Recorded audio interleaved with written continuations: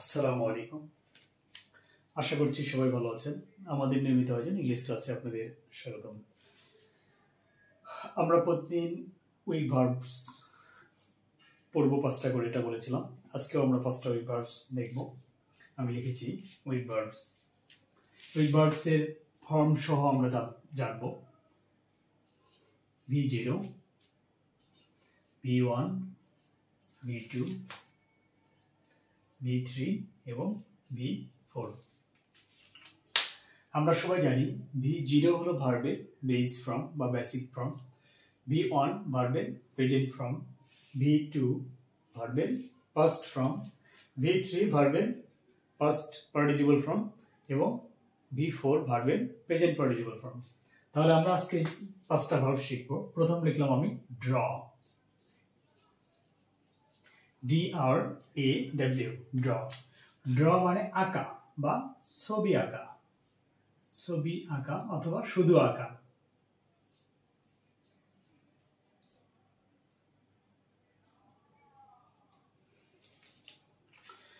Draw এর বাংলা হলো আঁকা। এবার আমি যদি ভার্বের প্রেজেন্ট ফর্ম লিখি তাহলে কি হবে? DRAW, এর সাথে এস বা এস হবে। V2 তে কি হবে? Drew, DREW। V3 তে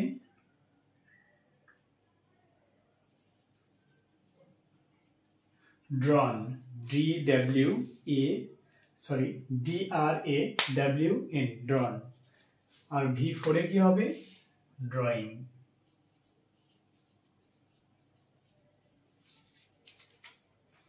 তাহলে আমরা একটা ভার্ব লিখেছি ড্র, যার অর্থ হলো ছবি আঁকা। এবার V1 এ সেটা কি হচ্ছে? ড্র, এর সাথে এস বা ইয়েস যুক্ত হবে সাবজেক্ট অনুসারে। V2 তে হচ্ছে ড্রিউ, V3 তে ড্রন আর V4 এ ড্রয়িং। তার মানে আমরা একটা ভার্বের 5টা ফর্ম দেখে নিলাম: ড্র, ড্র, ড্রিউ, ড্রন, ড্রয়িং। আমরা একটু উদাহরণ দিয়ে লিখি, কয়েকটা বাক্য লিখি। যেমন সে ছবি আঁকে, তাহলে কি হবে? হি ড্রস আ পিকচার। সে একটা ছবি আঁকে। যদি বলি সে একটি ছবি এঁকেছিল, তাহলে কি হবে? হি, V2 হবে ড্রিউ, ড্রিউ আ পিকচার। তাহলে এটা হলো V1, এটা V2। এবার যদি আমি বলি সে একটা ছবি এঁকেছে বা আঁকিয়াছে, তাহলে কি হবে? He has ড্রন a picture. এটা হলো V3। এরপরে যদি বলি সে একটি ছবি আঁকিতেছে বা আঁকছে, হি ইজ ড্রয়িং আ পিকচার।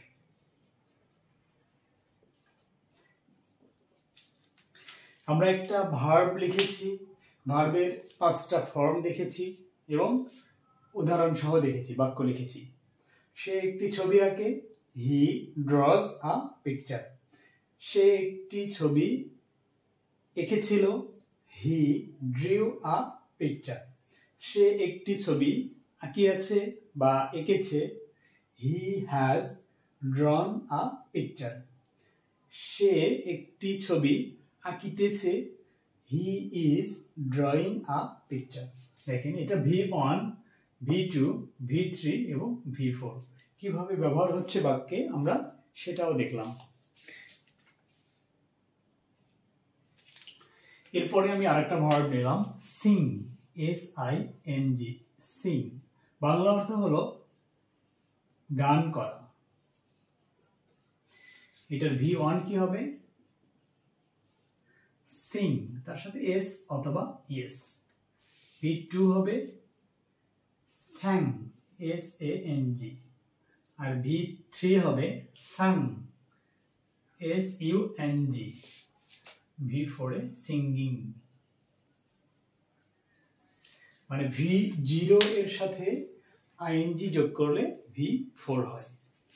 আমরা আরেকটা ভার্ব লিখেছি সিং, যার অর্থ গান করা। V1 এ হবে সিং, তার সাথে এস বা ইএস যুক্ত হবে। V2 এ স্যাং, V3 তে সাং, আর V4 এ সিঙ্গিং। আমরা একটু উদাহরণ দিই। সে গান করে, তাহলে আমি শি, মহিলা, কোনো মেয়ে, শি সিংস আ সং। সে একটি গান গায় বা সে একটি গান করে। সে একটি গান করেছিল, শি স্যাং আ সং। সে একটি গান করেছে বা করিয়াছে, she has sung a song. সে একটি গান করিতেছে, she is singing a song. দেখেন, আমি ভার্ব লিখেছি এবং তার উদাহরণ দিয়েছি। তাহলে বাক্যে V1 কিভাবে ব্যবহৃত হচ্ছে, V2 কিভাবে ব্যবহার করা হচ্ছে, V3 কিভাবে ব্যবহৃত হচ্ছে, V4 কেমনে কিভাবে ব্যবহার হচ্ছে দেখেন। তাহলে আমরা লিখলাম সে গান করে, she sings a song. সে গান করেছিল, she sang a song. সে গান করেছে বা করিয়াছে, she has sung a song. সে গান করিতেছে, she is singing a song. আমরা আরেকটা ভার্ব লিখছি,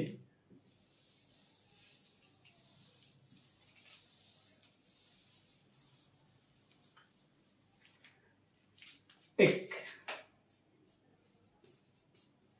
টেক মানে লওয়া অথবা নেওয়া। এর V1 কি হবে, টেক, এর সাথে এস অথবা ES.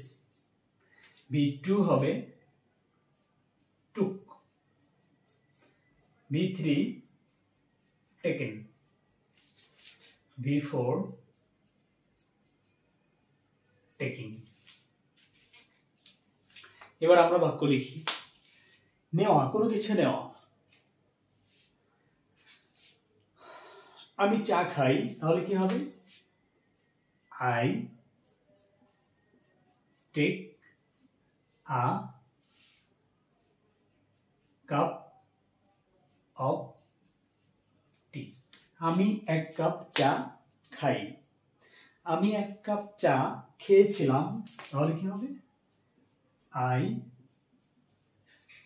took a cup of tea. আমি এক কাপ চা খেয়েছি বা খাইয়াছি, তাহলে কি হবে, I have taken a cup of tea. আমি এক কাপ চা খাইতেছি বা খাচ্ছি, I am taking a cup of tea. দেখেন, আমি একটা ভার্ব লিখেছি টেক, তার present form take, past form took, past participle taken আর প্রেজেন্ট পার্টিসিপল টেকিং। আমি বাক্য লিখেছি, আমি চা খাই, I take a cup of tea. আমি এক কাপ চা খেয়েছিলাম, I took a cup of tea. আমি এক কাপ চা খেয়েছি, I have taken a cup of tea. আমি এক কাপ চা খাইতেছি, I am taking a cup of T.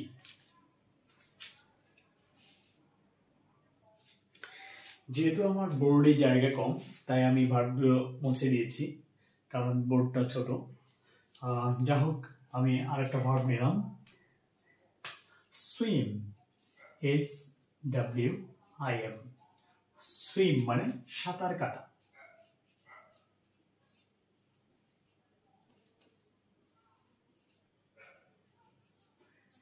Present form কি হবে? সুইম এর সাথে এস অথবা ইএস। পাস্ট ফর্ম সোয়াম, দেখেন, আর past participle swam, present participle swimming.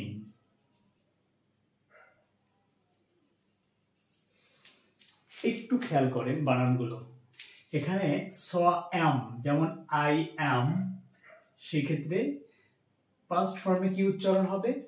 Swamp. আর ফার্স্ট পার্টিসিপলে কি উচ্চারণ হবে? আমব্রেলার আম, তাহলে সোয়াম। আমরা আমব্রেলা উচ্চারণ করতে গেলে যেমন আম উচ্চারণ করি, সেরকম এখানে কি হবে? সোয়াম। আর এম, সোয়াম। আর প্রেজেন্ট পার্টিসিপলে সুইমিং। এখানে কিন্তু আমার দুটো এম হবে, একটু খেয়াল রাখবেন। ওকে, আমরা একটা ভার্ব নিয়েছি। ভার্বটা হলো সুইম, যার বাংলা অর্থ হলো সাঁতার কাটা। প্রেজেন্ট ফর্ম সুইম, তার সাথে এস অথবা ইএস হবে। Past form swam, past participle swam, আর প্রেজেন্ট পার্টিসিপল সুইমিং। এবার আমরা উদাহরণ সহ দেখি। তারা নদীতে সাঁতার কাটে, they swim in the river. তারা নদীতে সাঁতার কেটেছিল, দে swam in the river. তারা নদীতে সাঁতার কেটেছে বা কাটিয়েছে, they have swam in the river. তারা নদীতে সাঁতার কাটিতেছে, they are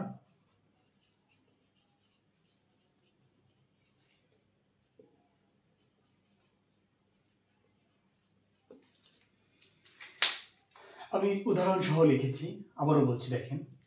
তারা নদীতে সাঁতার কাটে, they swim in the river. তারা নদীতে সাঁতার কেটেছিল, they swam in the river. তারা নদীতে সাঁতার কেটেছে বা কাটিয়েছে, they have swam in the river. তারা নদীতে সাঁতার কাটিতেছে বা কাটছে, they are swimming in the river. এখানে এটা V1, V2, V3 এবং V4 উদাহরণ সহ দেখলেন। আশা করছি সবাই বুঝতে পেরেছেন। এরপরে আমি আর একটা ভার্ব লিখব।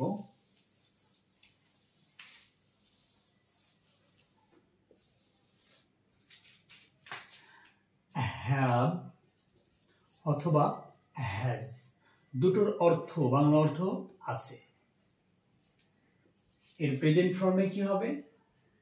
সরি, V0 তে শুধু হ্যাভ, আর V1 এ যে হ্যাভ অথবা হ্যাজ। আমি একটা ভার্ব নিয়েছি হ্যাভ অথবা হ্যাজ, যেটার V0 হ্যাভ, বাংলা অর্থ আছে, এবং সেটার পাস্ট ফর্ম কি হবে? হ্যাড।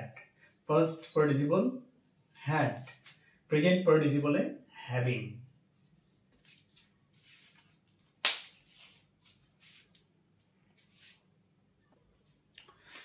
আমি উদাহরণ লিখছি, দেখেন। আমি এক কাপ বা আমি এক গ্লাস দুধ পান করি বা দুধ খাই। এটার ইংলিশ কি হবে? I have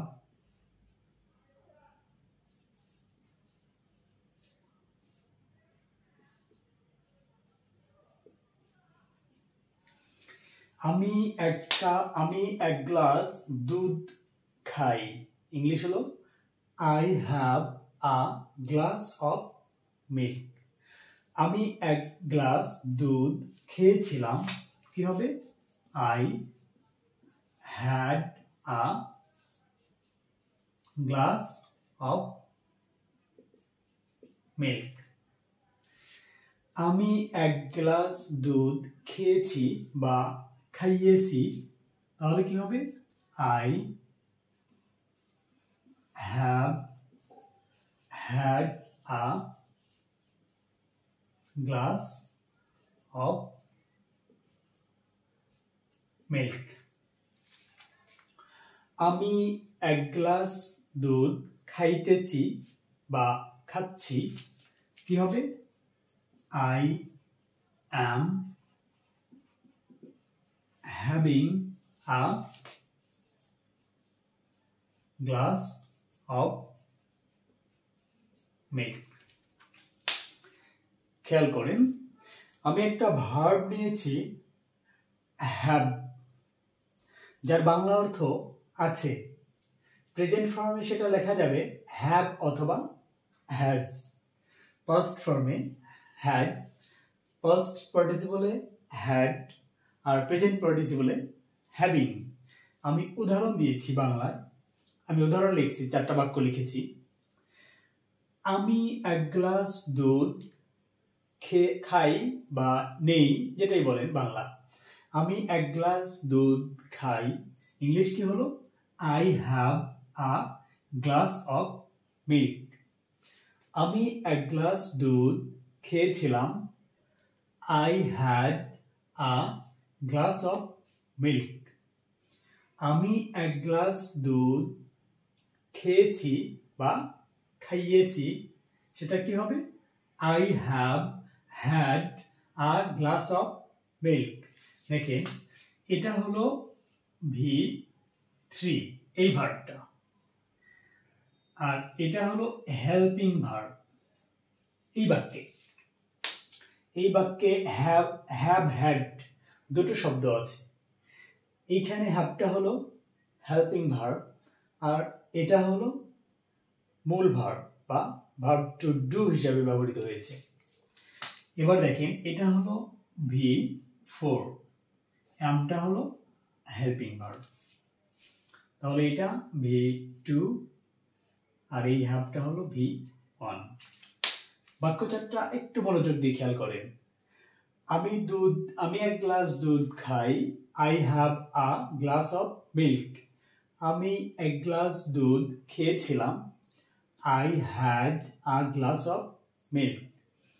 আমি এক গ্লাস দুধ খেয়েছি বা খাইয়েছি, I have had a glass of milk.